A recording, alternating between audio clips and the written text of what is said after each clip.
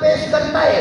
India में रहने वाली हिंदू शायरा देवी रूप कुमारी को, मुल्ला को आज तक पता नहीं चला उस हिंदू औरत के अकीदे को सलाम जिसने सरजमीन हिंद पे ये दो लफ्ज कहे थे, तो सत्रह कहे थी। रूप कुमारी ने कहा था, जब सियासत में हाथ बांधे हैं, जब अदालत में हाथ बांधे हैं, सियासत में हाथ बांधे हैं, जब अदालत में हाथ बांधे हैं, दस्ते ज़ैनब जिन्होंने बांधे थे, उनके कुदरत ने हाथ बांधे।